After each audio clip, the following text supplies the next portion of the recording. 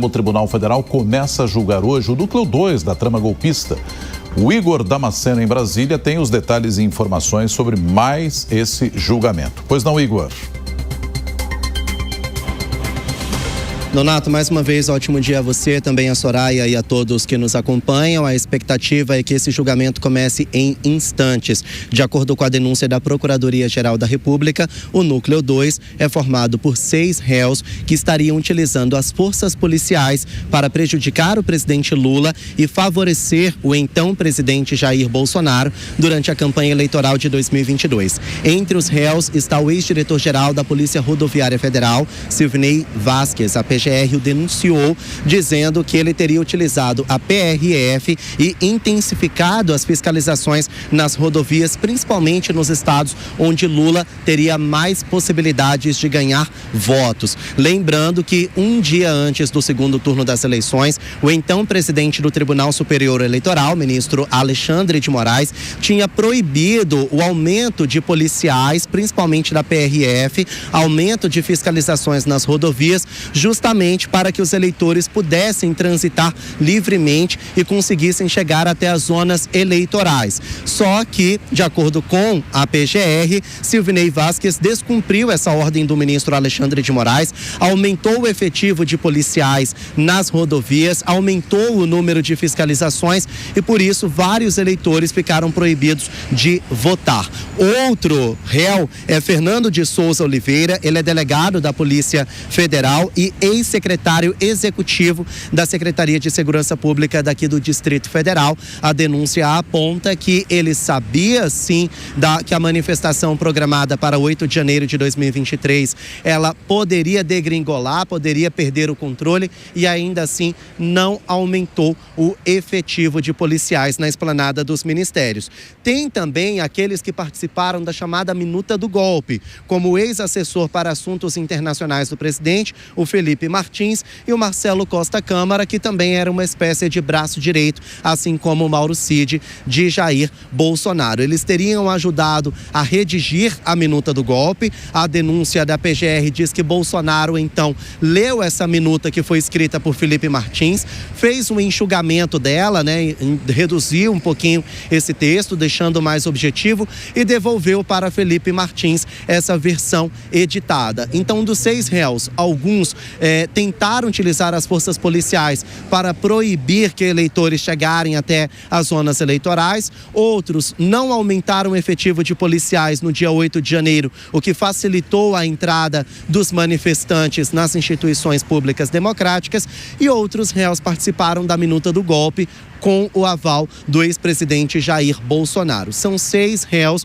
que agora passam a ser julgados pela primeira turma do STF. Eles podem responder por 5 crimes. Quais são eles? Abolição violenta do Estado Democrático de Direito, tentativa de golpe de Estado, organização criminosa armada, além de dano qualificado e deterioração do patrimônio tombado. A expectativa é que eles também sejam condenados, porque tinham acesso direto ao chamado núcleo crucial da trama, o qual todos os réus também foram condenados. Olha, só para a gente concluir, Nonato e Soraya, eu estou aqui na porta da Polícia Federal, porque a qualquer momento vai chegar aqui o senador Flávio Bolsonaro. A gente percebe até uma movimentação aqui de policiais federais, mas não tem nada a ver com isso. São algumas viaturas que estão chegando aqui mesmo na Superintendência da Polícia Federal. Mas o senador Flávio Bolsonaro, ele está para chegar aqui na Superintendência para mais um encontro com o pai dele, o ex-presidente Jair Bolsonaro.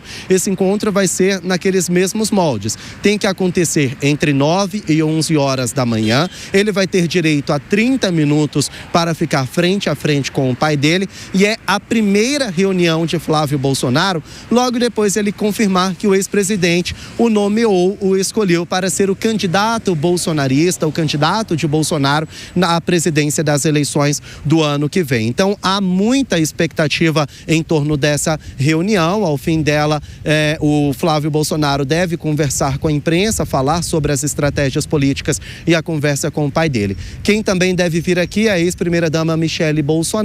Ela deve chegar somente depois do Flávio. A gente vai seguir aqui na porta da Polícia Federal e a qualquer momento posso voltar com novidades. Volto com vocês aí no estúdio. Tá combinado então. Muito obrigado. Igor Damasceno, direto de Brasília. E é assunto para a gente trazer aqui a opinião dos nossos analistas de hoje. Deise Ciocari e José Maria Trindade estão com a gente nesta manhã. O Zé Maria, dá para pensar em algo muito diferente nesse julgamento do Supremo Tribunal Federal? Ou o caminho deve ser mesmo a condenação desses integrantes do chamado Núcleo 2, Pois é, uma continuidade, né? Isso é uma banalização. A gente aprende nesse jargão jurídico, não sou advogado, mas estou sempre conversando com eles, né?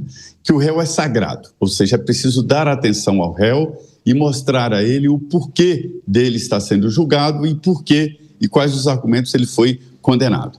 Todo réu, os juízes me contam que tem uma ansiedade muito grande por esse momento, porque antes não há horizonte e o ser humano precisa de saber o que ele vai fazer, por onde ele vai andar. E depois da condenação, ele tem um certo relaxamento, porque ali a vida dele está definida. Então, esse é um momento de muita tensão, inclusive para os advogados, que dizem claramente, não há como fazer uma defesa jurídica. Veja bem, todas as teses polêmicas, todas as teses difíceis já foram enfrentadas no plenário da primeira turma, né? Já estão todas as teses ali já discutidas o bastante para levar aí esses a mais uma condenação. Se os líderes, né, definidos pelo processo, pelo Ministério Público e condenação na primeira turma, já estão definitivamente condenados, alguns já cumprindo pena, como o ex-presidente Jair Bolsonaro, os generais, né? Agora é apenas uma continuidade.